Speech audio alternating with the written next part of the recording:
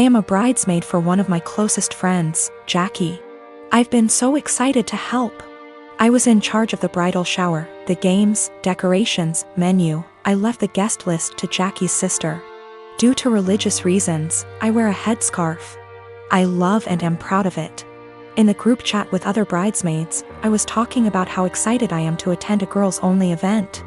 I recently dyed my hair and wanted to show it off. I even paid extra to ask for a girls-only staff that day.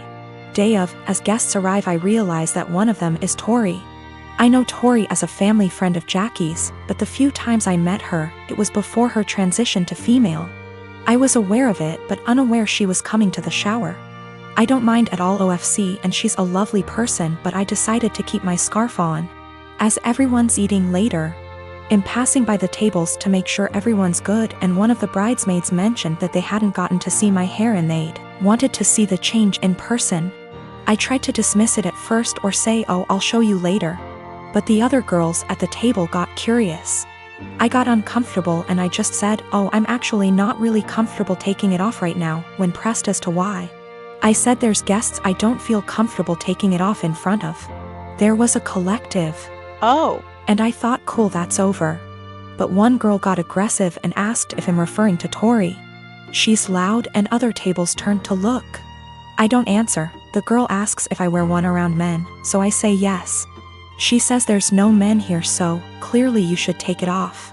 I tell her again that I'm keeping it on. Another bridesmaid defends me and tell the girl to chill out. Tori comes over and says me not taking it off is a slap in the face to her identity.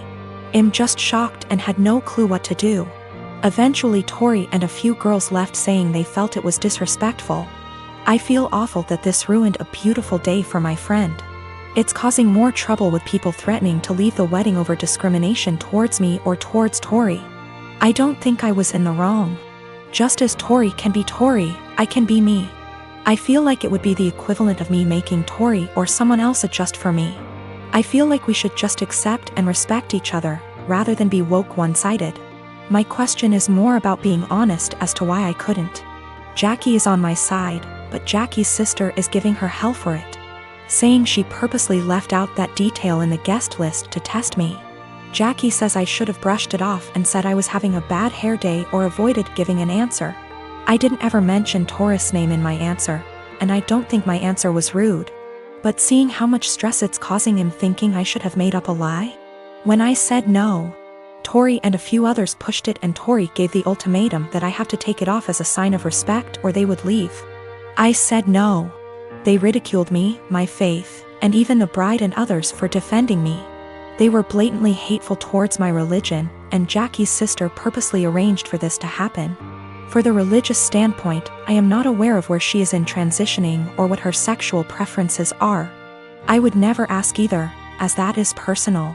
But that is information I would like before making a decision on how comfortable I feel with exposing my hair. I don't want to go into tons of details. You need to know that for the last 7 years I have not been at home. And during this time my 2 brothers and sisters were still living there. While I was at home, our stepfather abused us mentally and physically. We lived in crappy houses that were covered in real garbage, including animal feces, absolutely everywhere. I haven't heard from my little sister since May. I'm pretty sure she was told to cut contact with all of us. We are her older siblings. My second sister, after my younger sister, is overweight and has spinal problems and has to diet and see a specialist she is not taken to. I told the social worker that I wanted to check on them because they were in a sorry state and because I'm not sure if there is still any physical or psychological abuse going on in the house. This genuinely worries me. I told them what happened to us, hitting walls, throwing things at us, swearing, belittling our character, etc. And told them repeatedly that I really just want to know what my younger brothers and sisters are not the same living conditions as they were. My husband supported me during the call and agreed that it was the right thing to do. All my siblings discussed this beforehand, except for my older sister, who moved out before things got bad, and the 2 who live in the house. We all agreed that this would at least let them know they were being watched and we weren't just disappointed in them, and maybe my mother and SD would keep the house clean, clean nose, etc. CPS contacted my mother very quickly. Much faster than I expected. I mean within 3 hours. After that, my older sister, who lives far away and hasn't contacted me for months, calls and she gets mad at me because she knows I called. I didn't deny anything and just said, if they have nothing to hide, then they have nothing to worry about. It will all be over pretty quickly, to which she replied, what if it doesn't? If they are taken away? I said, I hope it doesn't come to that, and if it does, it's not on me. I didn't harm them. I didn't leave animal excrement around the house. I asked, would you let your children live the way we lived? She didn't answer. I asked again and she said, no. I'd keep a decent house, but it's not your job to tell someone else how to parent. I said, okay. So, if that's all, why did you call? I think we're done. She told me that we all need to get over what happened to us and move on. She left long before the violence started and she wasn't around, regardless of my personal experience. I can't help but feel like I did something wrong. I have limited contact with my mother because of her husband, and she denies that any of us have ever been abused. My sister asked, why don't you just come in and see the conditions? I told her, I can't be around my stepfather. I refuse to expose myself to this negativity again. Even though my husband and siblings agree that it was the right thing to do, I still can't help feeling wrong because of it. Like it wasn't my place. But if it wasn't my place, then whose was it? I really would like a third-party opinion on what I did. Am I wrong in reporting my family? Honestly, should I have just kept my mouth shut? I don't mind if I don't have any contact with my mom or older sister. They don't even know that I'm almost 4 months pregnant because we don't talk very much. So the possibility that I'll never have a real relationship doesn't bother me. What worries me is that I don't know if I was right. I called my mother's CPS based on previous experiences of psychological and physical abuse by our stepfather. I have not heard anything from my younger brothers and sisters for a long time, because communication was interrupted. We lived in appalling conditions, there were animal feces, rubbish and mess everywhere, we were beaten, things were thrown at us, etc. I told the police that I was not sure if something was going on for sure because, again, no contact. But I wanted them to check on my siblings. Was I completely out of sorts? For some weird reason my mother-in-law really wants to go into our bedroom whenever she comes over. On one occasion I followed her as she went upstairs. I was going to get something for my child as the bedrooms are upstairs. And she walked past the bathroom on the main floor and up the stairs behind it. She didn't hear me and I caught her walking straight into my room and rifling through bills on my dresser. She denied snooping, even though I'd just watched her do it. And said she was just going to use our bathroom because she couldn't find the other ones. She walked right past the one on the main floor and another one in the upstairs hallway to go into our bedroom. Since that happened, I installed an exterior doorknob that requires a key on our bedroom door and one on the door to our office / spare bedroom. However, she's still always forgetting where the bathroom is and trying the bedroom and office door. This really ticks me off. My husband says that I just get annoyed at this because everything she does drives me crazy, and since we've put locks on the rooms we don't want her in, there isn't really a problem anymore. Well, over the holidays we had my in-laws over for dinner, and before they came I was searching for the bedroom keys. We hadn't used them in a while since we only lock the doors when mother-in-law comes over.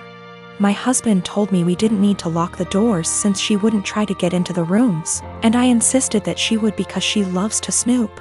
We went back and forth and decided to cover the doorknobs in superfine glitter to see if she tried them. I did this once before when husband didn't believe me about the snooping to prove she'd been in the rooms.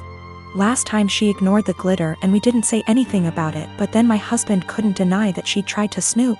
So this time I covered the knobs in glitter and for the office went a touch further and rigged a little folder of glitter over the door to the office before the in-laws came over.